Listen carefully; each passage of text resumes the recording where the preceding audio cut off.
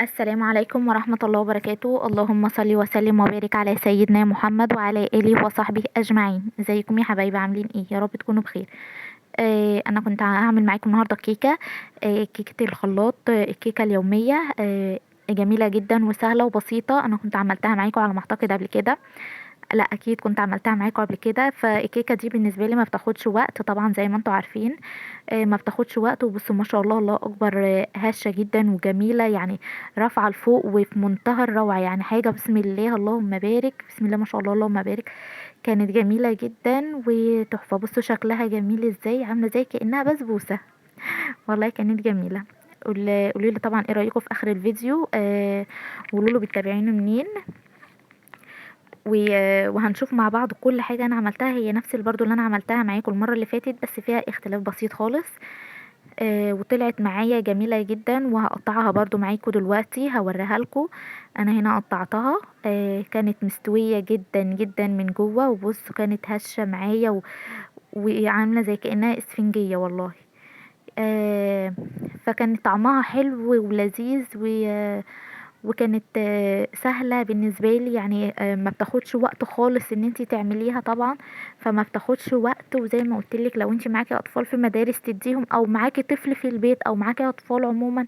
آه، بتنفع يعني بدل ما الطفل يشتري كيكة من بره وحاجات مش مضمونة وكل ده. الافضل ان انتي تعمليها في البيت، تكوني ضامنة كل حاجة انتي بتعمليها وعاملاها بايدك وبرضه بيكون طعمها احلى من بتاعة بره بمراحل بصراحة. بالنسبه لي طعمها احلى من بتاعه بره بكتير جدا. تمام. هقول لكم الطريقه والمقادير بتاعتها وكل حاجه، وان شاء الله تطلع معاكم مظبوطه. بس قبل ما نبدا الفيديو يا ريت سبسكرايب وتفعيل زر الجرس ولايك كده زي العسل زيكم. تمام. هنا معايا سكر وثلاث بيضات زي ما احنا متفقين، وزيت وفانيليا ودقيق، ربع كيلو دقيق منخول، يعني الدقيق تكوني نخلاه كويس، ومعلقه خل، وكوب لبن. تمام. الكوب اللي انت بتعايري بيه كل حاجة هتعايري بيه، يعني هتعايري بيه كل حاجة، مش هتعايري بيه حاجة والتانية تجيبي مج تاني او كوب تاني. هنا حطيتي 3 بيضات بتوعي. الكيكاية الصينية الوسط بتاخد 3 بيضات، وبتاخد كوب لبن. انا طبعا هنا نفس المج اللي انا عايرت بيه اللبن، نفس المج بتاع السكر وبتاع الزيت وبتاع السمنة. هنا انا حطيت سمنة، وممكن تستبدليها بزيت عادي جدا. ربع كوب سمنة وربع كوب زيت، بنفس برضو المعيار اللي انت عايرتي بيه الاول. هنا انا كنت حاطه نفس المج دوت، كنت حاطه مج وشويه وربعه كده تاني، يعني مج وربع كده او يزيد شويه. بس عشان انا بحب مثلا الكيكه يكون فيها مسكره شويه. انت بقى على حسب السكر اللي انت بتحبيه حطي. عايزه تحطي مج واحد هي هتكون مظبوطه بمج واحد برضو، للي مش بيحب السكر كتير في الحاجه. هنضربهم كويس مع بعض كويس جدا جدا لحد ما يكون متمازجين مع بعض كويس، والسكر كله دايب وما فيهوش اي تكتلات خالص. المكونات الجافه طبعا انا حطاها بره، اللي هو الدقيق والبيكنج باودر. كيس بيكنج باودر معلقه كبيره، المعلقه الكبيره هو كيس. انا هنا حاطه الدقيق طبعا يكون منخول عشان يكون هش كده وحلو، ما يكونش مسكوع.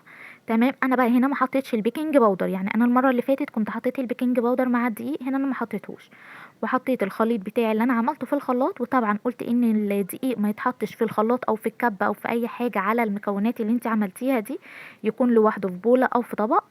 تمام. انا ضربتهم كويس جدا، نضربهم كويس جدا لحد ما نوصل للسمك اللي احنا عايزينه، اللي هو ده. لو لقيتيه خفيف بس هو ان شاء الله هيكون مظبوط، ممكن تحط لهم سن دقيق. انا هنا ما حطيتش دقيق، لا انا هنا حطيت كيس البيكنج باودر، حطيته في الاخر وقلبته تقليبه كمان بسيطه كده مش كتير لحد بس ما دخل كله ببعضه.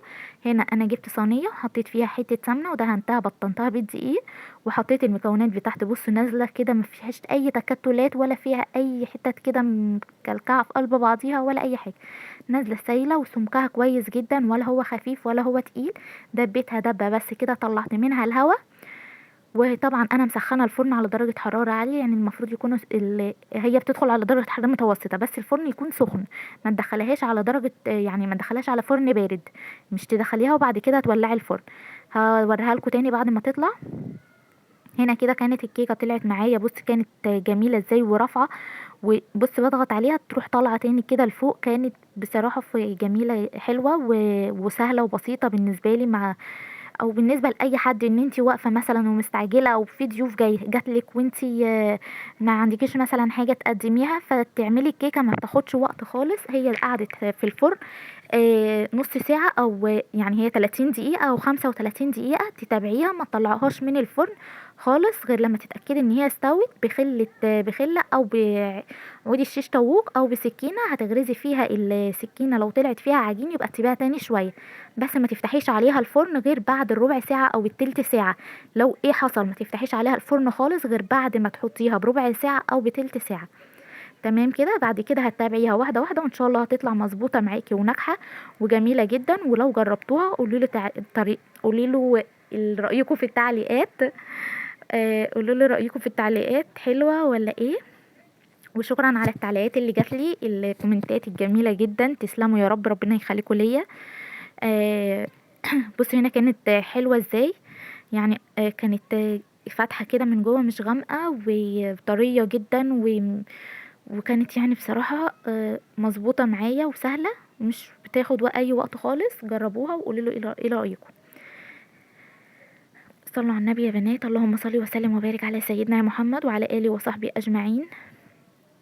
جربوها كده وقولوا لي ايه الدنيا عندكم، وقولوا لي بتتابعوني من انه بلد. بص انا بضغط عليها هنا بس بعرفكم، بضغط عليها بترفع تاني على طول، ما مش بتكون مسكوعة، ولا اول ما اضغط عليها تروح نازلة ومش طالعة تاني. لا، اول ما بضغط عليها هاتش كده تروح رافعة تاني على طول. يلا سلام عليكم، مع السلامة.